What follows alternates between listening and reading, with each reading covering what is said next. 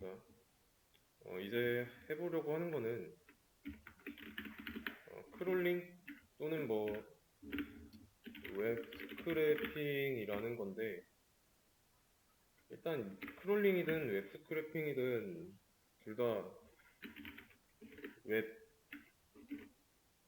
웹을 이용한다는 점에서 사전 지식 있어야 됩니다.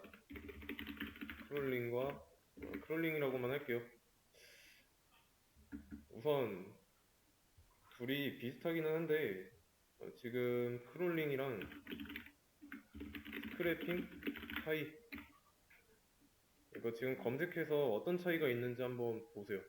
시간을 좀 드리겠습니다. 네, 찾아보셨죠? 크롤링, 스크래핑의 차이. 뭐 크게 큰 차이는 없는데, 일단 크롤링과 스크래핑은 가장 큰 차이점이 목표로 하는 페이지, 타겟 페이지라고 하죠. 타겟 페이지가 있냐 없냐 그 차이죠. 둘 다 똑같이 웹을 이용한다는 점에서, 그리고 그 웹에서 정보를 가져온다는 점에서 같지만, 스크래핑은 어떤 타겟 페이지가 있고 크롤링은 그런 게 없죠. 그래서 정리해 놓은 글을 제가 수업 페이지에다가도 링크를 걸어뒀으니까 한번 보시면 되고, 이 수업에서는 넓은 의미로 크롤링이라고 하겠습니다.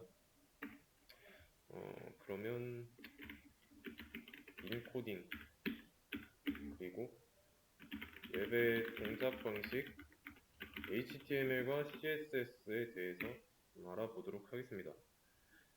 보통 이제 한글이 포함된 엑셀이나 CSV, 그러니까 CSV 뭔지 아시죠? 콤마로 구분된 파일을 불러오거나, 아니면 한글로 된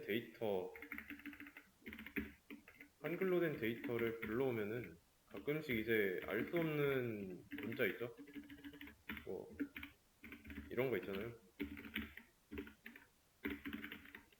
뭐 이런 거요. 좀 말도 안 되는 글자로 깨지죠? 그게 인코딩이 제대로 안 돼서 그런 겁니다.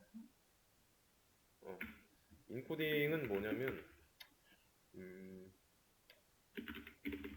인간이 사용하는 언어를 컴퓨터가 사용하는 0과 1로 변환하는 과정이에요.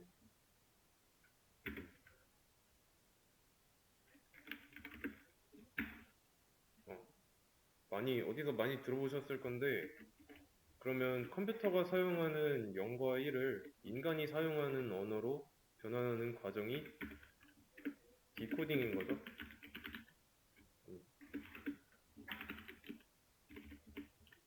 컴퓨터의 0과 1을 인간의 언어로 변환하는 게 디코딩입니다.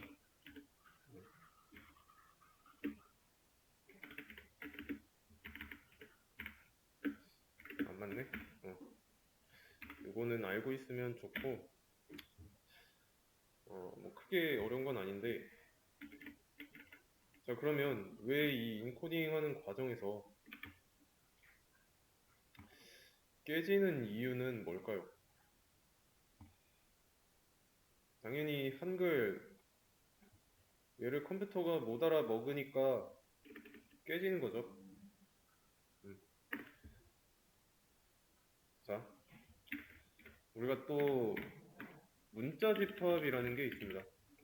문자 집합. 영어로는 뭐 캐릭터 셋이라고 하는데, 자, 이 문자 집합 어디서 많이 들어보셨을 겁니다. 우리가 제일 많이 들어본 걸로는 아스키 코드가 있어요. 아스키 코드. 아스키 코드가 어떻게 생겼냐?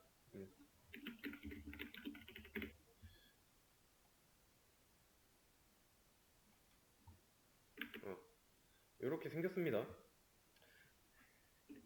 이런 글자들을 뭐 숫자의 각 진법에 따라서 변환하면 어떤 숫자가 되고 그런 건데, 이 A의 경우는 10진법으로 97이에요. 어쨌든 이런 문자 집합이 있는데, 자, 이 아스키 코드 이게 전문인데 여기에 한글 없죠? 내가 어떤 웹페이지를 보는데 그 웹페이지의 문자 집합이 아스키 코드면은 아무리 한글을 입력해서 컴퓨터한테 알려준다고 해도 한글에 대한 문자 집합이 없기 때문에 못 알아먹어요. 그래서 좀 많은 문자 집합에서 이제 한글 인코딩 하는데 이제 좀 주로 사용되는 게 이제 EUCKR 이거랑 UTF-8 이 두 가지가 한글을 사용하는데 있어서 컴퓨터가 깨지지 않고 인코딩을 잘 할 수 있게 해줍니다. 보통 이제 이것보다는 UTF-8을 많이 써요. 대부분 전 세계 웹페이지 대부분이 문자 집합으로 UTF-8을 사용하고 있습니다.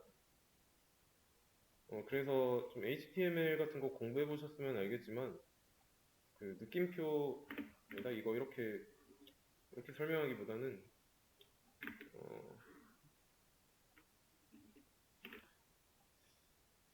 컨트롤 U 누르면 여기 캐릭터 셋 UTF-8 보이시죠? 이 수업 페이지의 소스 코드 볼 수 있는 건데 뭐 예를 들면 이런 거예요. 여기 구글 메인 페이지죠? 우클릭하고 여기 페이지 소스 보기 단축키로는 컨트롤 U를 눌러보시면 알겠지만 이 구글의 메인 페이지는 문자 집합으로 UTF-8을 사용하고 있습니다.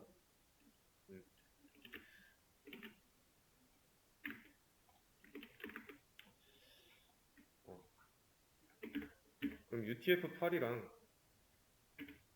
EUCKR 얘의 차이는 뭘까요? 일단 이거는 좀 점점 생각을 해보시고 이거 차이도 아마 인터넷 구글에 자료 다 있을 거니까 한번 찾아보시고요. 좀 간단하게 말씀을 드리자면 얘는 조합형이고 얘는 뭐라고 해야 되지? 단어가 갑자기 생각이 안 나네. 다시. 얘가 조합형이고 얘가 완성형입니다. 간단하게 말해서 얘는 예를 들어서 EUCKR이라는 문자 집합은 우리 한글 글자 있죠? 자음과 모음 있죠? 이렇게 있다고 했을 때 가나, 다라 이런 글자에 어떤 코드를 부여를 합니다. 하지만 이 UTF-8은 기억의 어떤 코드, 니은의 어떤 코드, 아의 어떤 코드 해서 자음과 모음의 코드를 부여하는 반면에 EUCKR은 글자 자체에다가 코드를 부여합니다. 당연히 이쪽이 조금 더가 아니라 훨씬 더죠. UTF-8이 훨씬 더 좋은 거죠. 표현할 수 없는 글자가 여기에는 존재하니까. 어쨌든 이런 문자 집합이 있다는 거. 그래서 크롤링이라는 게 웹사이트의 정보를 수집하는 과정인데 그러려면 웹이 어떻게 동작하는 건지 알아야 되죠. 웹의 동작 방식. 자, 일단 인코딩에 대해서 설명을 했고 클라이언트와 서버 간의 관계를 알 필요가 있어요. 일단 클라이언트는 뭐냐면 우리가 사용하고 있는 데스크탑이나 휴대폰 같은 장치, 하드웨어죠. 아니면 이제 크롬이나 사파리 같은 브라우저, 얘는 소프트웨어죠. 이거를 의미하고요. 서버는 웹사이트와 앱을 저장하는 컴퓨터예요. 컴퓨터. 그래서 클라이언트가 특정 정보를 서버한테 요구를 하는데, 자, 클라이언트가 서버에 요청하는 거, 얘를 진짜 말 그대로 요청이라고 리퀘스트라고 합니다. 리퀘스트. 그럼 반대로 서버가 클라이언트한테 돌려주는 그 과정을 응답이라고 합니다. 리스폰스라고 해요. 당연히 이 과정이 진행되려면 둘 사이 간에 연결이 되어 있어야 합니다. 클라이언트와 서버가 연결되어 있어야 정보를 주고받을 수 있는데, 자, 그걸 연결하는 공간이 인터넷이에요. 인터넷.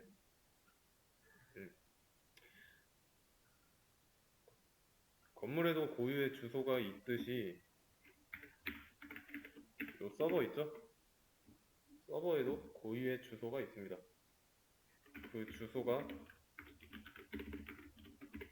URL이에요. URL. 유니폼 리소스 로케이터의 줄임말. 근데 만약에 서로 다른 클라이언트가 이제 서버 A가 있는데 알파, 베타, 감마, 세타, 얘네들이 클라이언트라고 할게요. 자, 서로 다른 클라이언트가 같은 서버에 요청을 보냅니다. 요청을 보내는데 얘네들이 서로 다른 방법으로 요청을 보내면 얘 입장에서는 어때요?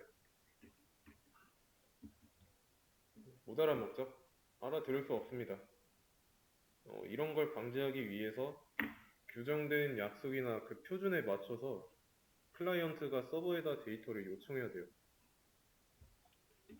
이게 많이 여러분들이 들어본 HTTP예요. HTTP. 어떤 곳은 하이퍼 텍스트 트랜스퍼 프로토콜이라고 하는데, 뭐가 됐든 이 프로토콜이라는 게 중요합니다. 우리말로 규약, 약속이라는 뜻이에요. 그래서 클라이언트가 서버의 요청의 목적이나 종류를 알리는 방법, 이게 HTTP 요청 방식입니다. 그러면 HTTP 요청 방식의 종류 뭐가 있을까요? 일단 크게 네 가지. get 방식이 있고, 포스트 방식이 있고, put, delete가 있습니다. 우리가 알아볼 크롤링에서는 이 두 가지 방식, 대부분 두 가지 방식이 사용돼요. get은 특정 정보 조회, 그리고 포스트는 새로운 정보 등록 정도로만 알아두시면 됩니다. 그리고 우리가 인터넷을 사용하다 보면은 이제 뭐 사이트에 연결할 수 없습니다, 뭐 이런 거 자주 보죠. 그리고 나서 어떤 서버 오류가 발생했을 때 주로 보는 거, 404 not found, 503 어쩌고 저쩌고 이런 거 많이 보잖아요. 이 숫자에 주목할 필요가 있어요. 얘가 뭐냐면 HTTP 상태 코드입니다.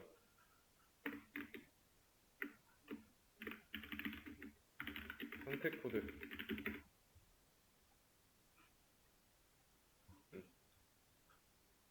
앞에 나온 숫자가 100인지 200인지 300인지 400인지 500인지에 따라서 상황이 다른데 요청이 정상적으로 처리된 경우에는 200으로 나와요. 리눅스 환경 있죠? 리눅스 환경이 CLI잖아요. CLI 환경이라는 게 이런 환경, 이런 문장만 보이는 커맨드 라인 인터페이스, 이런 환경에서는 연결이 제대로 됐는지 안 됐는지 확인이 안 되죠. 그래서 이 상태 코드가 나타나는데 200, OK 이런 식으로 나옵니다. 리눅스 환경에서. OK가 중요한 게 아니라 200이 중요한 거예요. 요청을 정상적으로 처리했다고 서버가 사용자한테 알려준 거니까. 그래서 이 오류 코드를 잘 알고 있어야 어떤 부분에서 문제가 발생했는지 확인 가능하니까 참고해야 되고, 이거는 HTML과 CSS입니다. 클라이언트가 서버와 이제 데이터를 주고받을 때 디자인이라는 개념은 필요하지 않아요. 왜냐면 눈으로 볼 필요가 없으니까. 근데 응답받은 이 정보를 사람이 확인하려면 적어도 보기 편한 방식으로 바꿔야 되죠. 근데 그 역할을 웹페이지가 해주고 있어요. 제가 여기다가 HTTP 상태 코드라는 걸 요청해가지고 구글의 서버가 이렇게 결과를 보여줬는데, 이게 막 보기 불편하면은 이용하는데 불편함이 많이 따르겠죠. 그래서 그런 것들을 편하게 해주는 게 HTML과 CSS입니다. HTML이 웹페이지의 뼈대, 골격이고, CSS가 디자인을 담당해요. 디자인. 보통 이제 얘네들이 사용되는 분야는 프론트엔드죠. 프론트엔드. 근데 이 수업은 파이썬이니까 얘네들 가지고 뭘 어떻게 하는 건 아니고, 우리가 크롤링 하고자 하는 데이터가 웹페이지에 어떤 HTML 태그에 있는지 그 위치를 파악하려면 기본은 알아야 돼요. 그래서 이제 수업 페이지에다가 그 HTML 실습할 수 있는 링크를 걸어 두도록 하겠습니다. 수업 페이지를 새로 고침해 보시고요. 참고 밑에 HTML 실습 보이죠? 여기다가 HTML 코드를 작성해서 런 버튼 누르면 웹페이지에 어떻게 보이는지 나옵니다.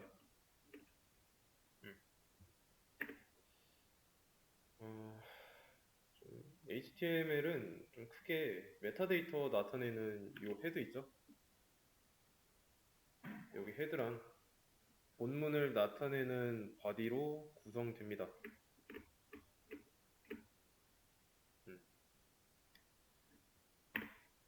바디가 여기 이 부분에 보이는 부분이에요. 네, 근데 보면 어때요? 이 꺽쇠가 전부 다 다르죠? 이 꺽쇠가 태그예요, 태그. 그 태그 안에 바디가 들어있으면 바디 태그인 거고, H1이 들어있으면 H1 태그가 되는 거고, 얘는 P 태그가 되겠죠? 얘는 타이틀 태그고. 그래서 태그에 대해서 알고 있어야 되고, 어, 열린 태그가 있으면 여기처럼 닫는 태그가 있고요. 뭐 또는 종료 태그라고도 하는데 이 종료 태그가 없는 태그도 있습니다. 더 자세한 거는 이 HTML 구성 요소를 보시면 압니다.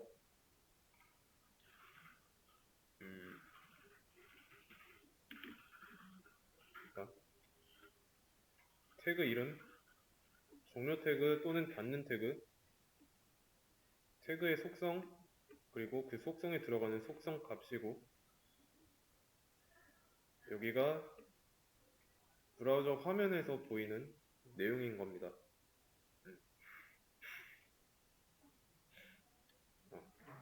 이해되시죠? 있나? VS 코드?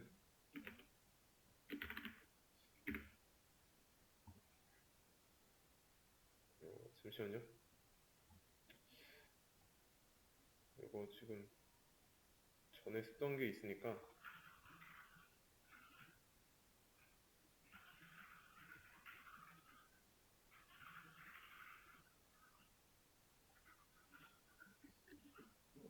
얘를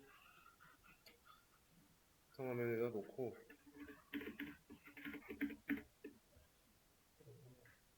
파이썬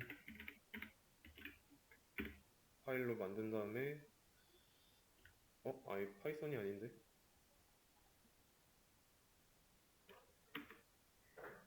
이름 바꾸는 게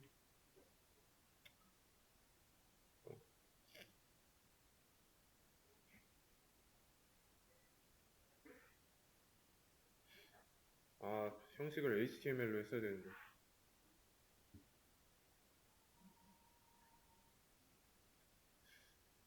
뭐 어쩔 수 없죠?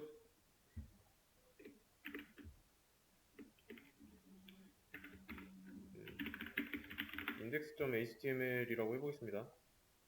자, 그러면 얘는 HTML 파일이에요. 자, 기본 코드 나왔죠? 얘를 실행하면은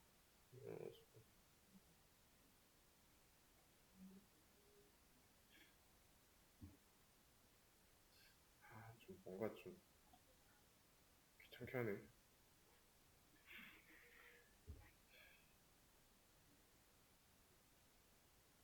다시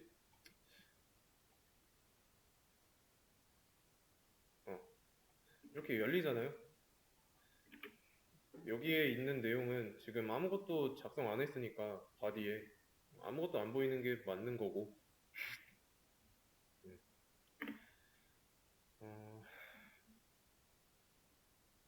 얘가 지금 좀 정리 좀 해볼게요. 어디 좀 정리가 안 되는데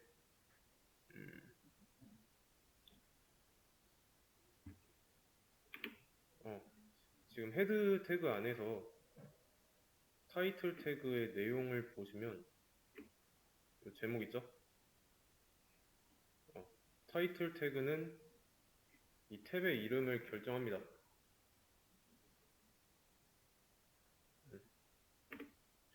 그리고 요 헤드 말고 이제 이거 필요 없으니까 꺼버리고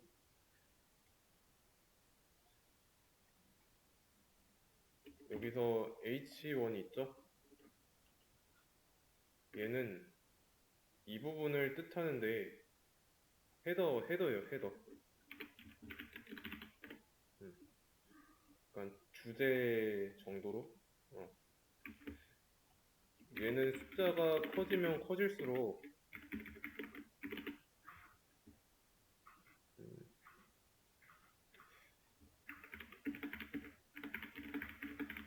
6까지만 가능합니다.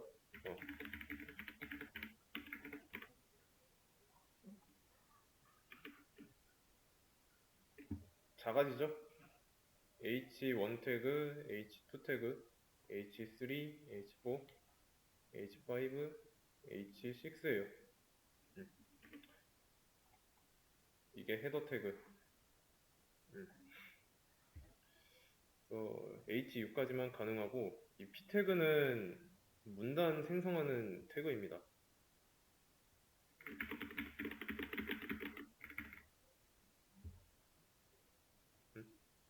왜? 잠시만요.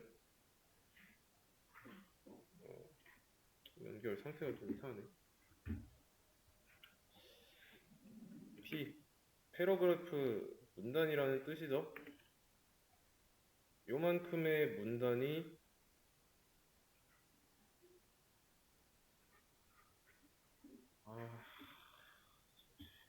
왜 이래?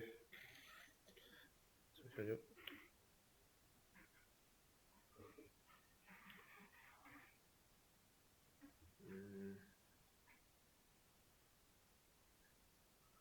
다시.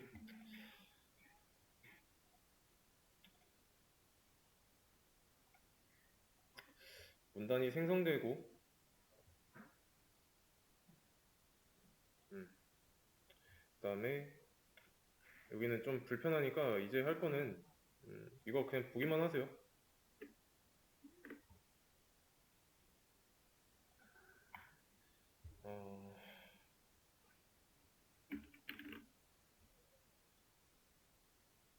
여기다가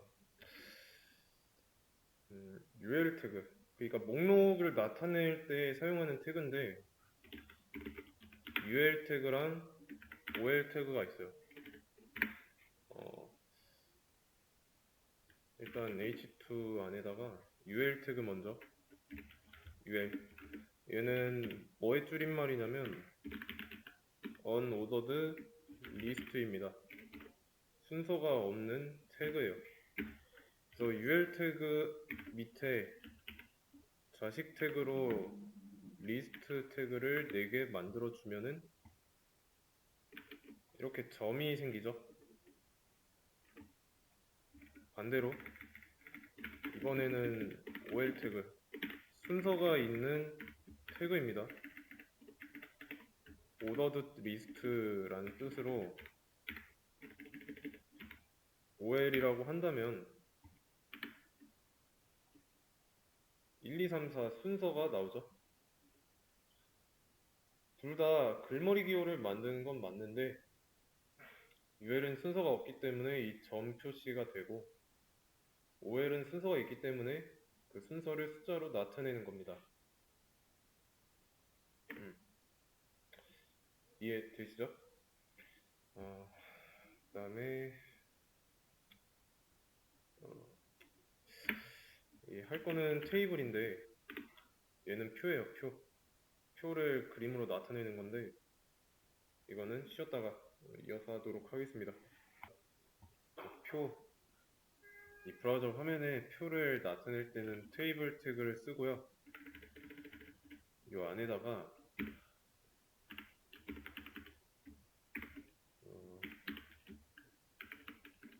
이렇게 tr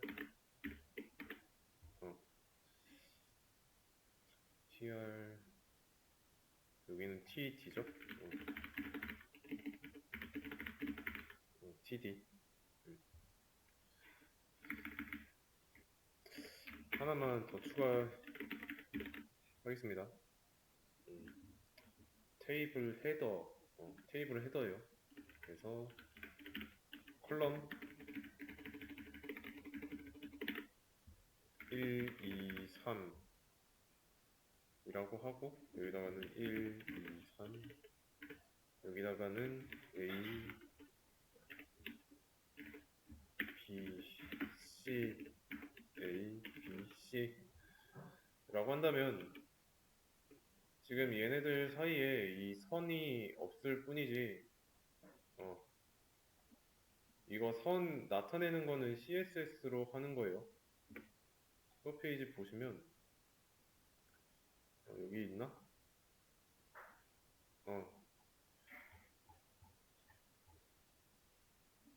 이것도 다 테이블 태그입니다. 또 제가 다 테이블 태그로 작성해가지고 올려놓은 거예요. CSS 작업도 한 거고 여기서 이제 tr 태그 있죠? tr 태그는 각 땡이에요. low를 의미하고 셀의 구분은 th, td로 합니다. tr의 r은 low고 th의 h는 헤더고, 여기만 글자가 굵은 이유는 데이터를 정의하기 위한 데이터, 그러니까 이 컬럼에 들어있는 데이터가 뭔지 정의할 때 쓰는 거고, 그 다음에 이번에는 a 태그랑 href라는 속성에 대해서 보도록 하겠습니다. 그리고 이미지 태그랑 src 속성, 여기다가는 a 태그를 쓸 때 자동으로 href 이게 나오죠? 여기다가는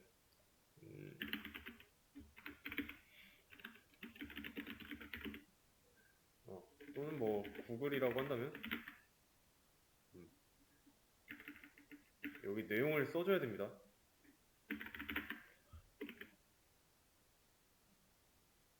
그러면 밑에 링크 하나 놔줘. 요거 클릭하면은 구글 나오죠?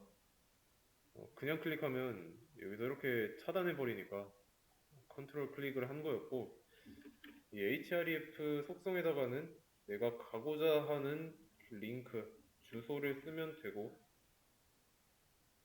어떤 페이지인지 내용으로 써주면 되고요.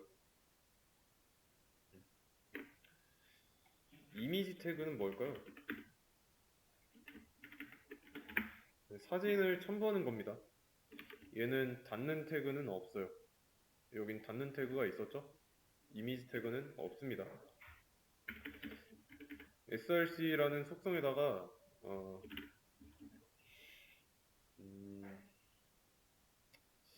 어떤 이미지를 해볼까?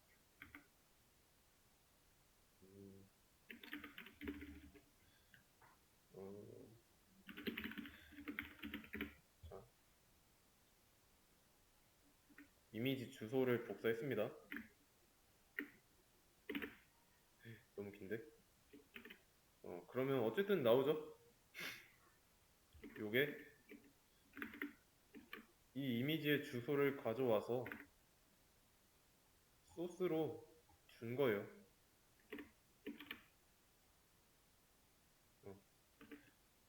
실제로 복사한 이미지를 주소창에다가 복사해서 입력하면은 그 이미지가 나오죠.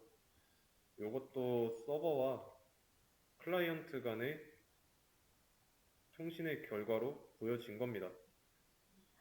그러니까 서버에 이 고양이 이미지 파일이 올라가 있는데, 그거를 이 이미지 주소를 클라이언트가 요청을 한 겁니다. 그래서 가져온 거고. 그래서 a 태그랑 이미지 태그는 이제 속성이 있다는 거예요. a 태그는 링크, 이미지 태그는 어떤 이미지의 소스 주소, 이렇게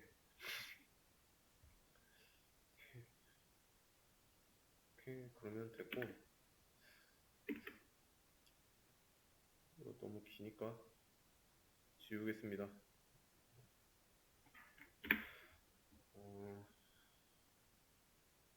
아니다.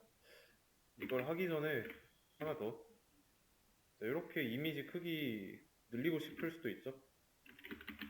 가로폭에 대한 속성, 얘를 20픽셀 이렇게 하면 커졌던 걸로 기억하는데 20보다는 작죠. 왜냐면 얘 크기가 지금 360 by 360이니까 이거 단위는 픽셀입니다. 그러면 500픽셀이라고 준다면 커진 거 보이죠? 높이도 조절할 수 있고요. 속성을 이 다른 속성할 때 이거 쉼표로 구분 안 해도 됐나? 600이라고 한다면 좀 길어졌죠? 뭐 이런 식으로 이미지의 크기를 조절할 수도 있습니다. 이제 지우고 이번에는 좀 많이 사용하는 태그인데 div 태그, 얘네들은 화면의 전체적인 틀을 만들 때 주로 사용합니다. 주로 이제 레이아웃을 담당하고 있고, 좀 다 쓰고 얘기할게요. 얘한테 스타일 속성,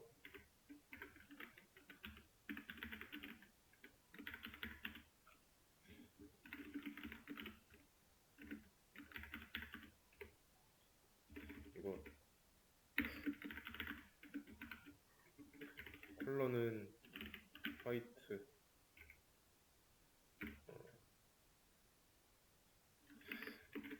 이 안에다가 h5 태그로 첫 번째 div 태그라는 거, 그리고 p 태그로 얘 색깔이 블랙, 화이트라고 한다면 보이죠?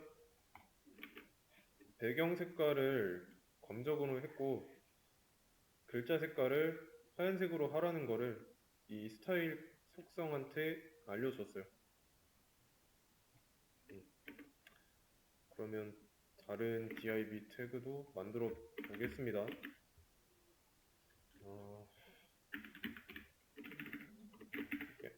그레이 블루로 한 다음에 세컨드,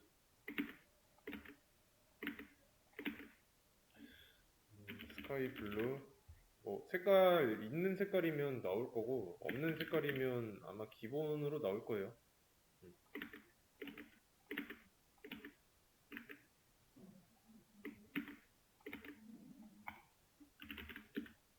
이렇게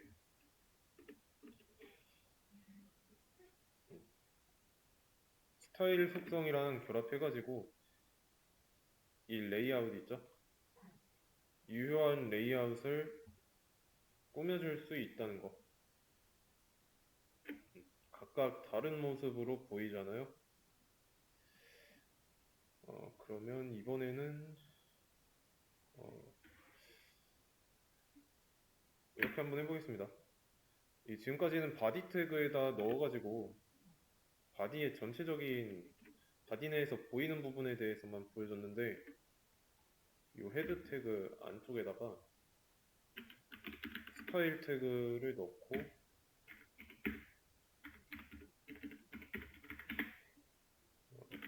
바디 얘는 백그라운드 컬러가 스카이 블루고 그리고 h2 태그 이거는 블루로 해보겠습니다. 그랬을 때 지금 이게 무슨 뜻이냐면 바디 태그의 배경색을 하늘색으로 설정하고 h2 태그의 글자 색깔을 파란색으로 지정해라 라는 뜻이에요. 그래서 바디 태그 내부에서 h2 태그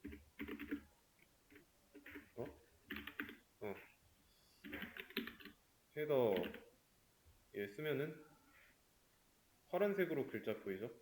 h2 태그의 글자 색깔 파란색으로 하라고 했으니까 적용된 거고, 적용을 아무것도 안 한 p 태그, 첫 번째 p 태그,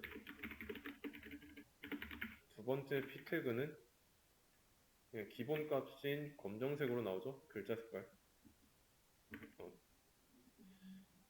CSS가 웹페이지를 꾸미는 역할을 한다고 했는데 이것처럼 HTML 태그 안에 스타일 속성을 이용해가지고 스타일 속성이나 스타일 태그를 이용해가지고 CSS를 직접 줄 수도 있습니다.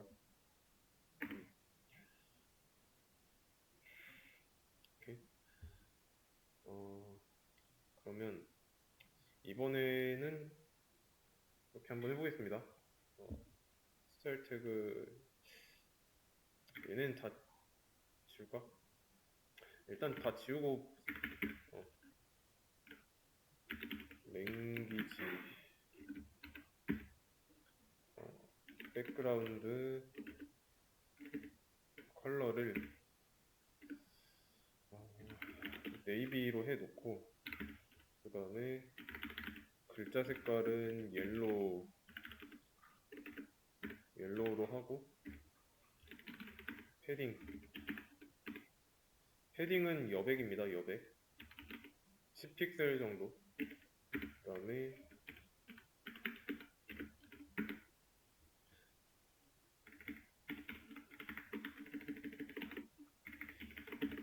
백그라운드 컬러 스카이 블루로 하고 여기는 블랙으로 여백은 동일하게 하겠습니다. 자, 그러면 제가 이 앞에다가 점을 쓴 이유가 있는데, 자, 왜 썼는지 한번 생각을 해보세요. 제가 H2 얘한테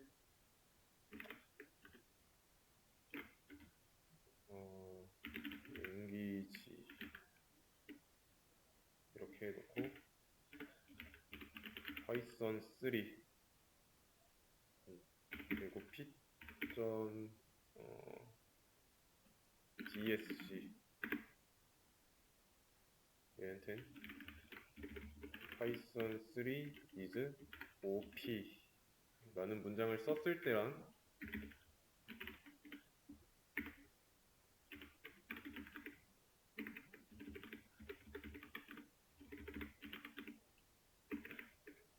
이게 될 때가 있고 왜 안 되고 막 그런 거지? 똑같이 파이썬 3에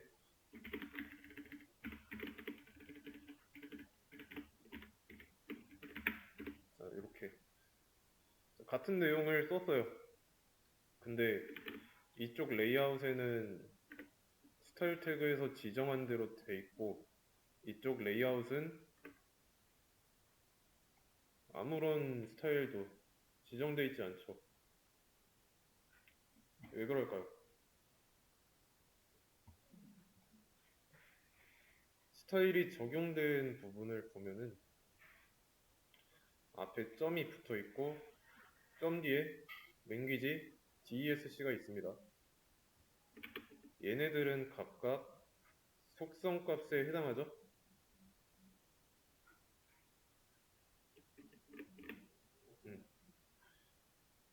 그리고 이 점은 클래스 속성의 속성 값을 선택하는 셀렉터입니다.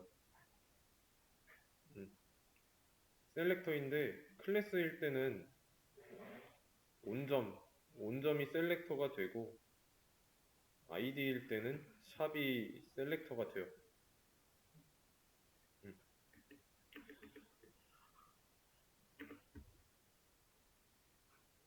이해되시나요? 만약에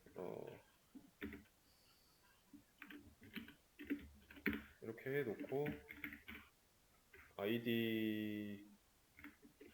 id는 좀 이상하니까 헤더라는 id가 있다고 할 거고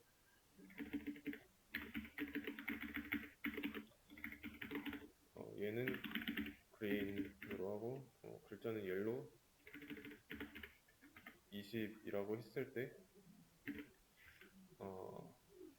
이거 글자 중앙 정렬하는 것까지 매겨주겠습니다. 텍스트 얼라인 글자 정렬이고 센터라고 해주면은 이 id가 헤더인 태그 내부에 써져 있는 그 내용은 중앙 정렬이 된다는 뜻이에요. 근데 아직은 id 속성에 헤더가 들어있는 태그가 없죠? h1 태그에다가 id로 헤더 써주면 속성값이 헤더인 속성 id에 들어가 있죠. 그러면 벌써 녹색 배경 적용돼 있고 글자를 안 썼으니까 글자를 뭐 헤더라고 쓴다면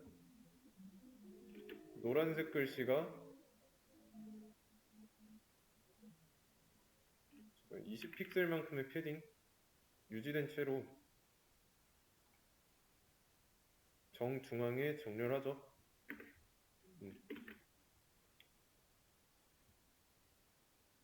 셀렉터예요, 셀렉터. 아이디는 샵으로 쓰고 속성 아이디 속성은 셀렉터가 샵이고 클래스 속성은 온점입니다. 온점. 뭐 HTML에서 클래스의 경우는 여러 개 정의할 수 있지만 아이디는 웬만하면 하나만 사용하는 걸 권장합니다. 보통 좀 복잡하죠. 여기까지가 크롤링을 하는데 필요한 기본 웹 지식입니다. 기본 웹 지식.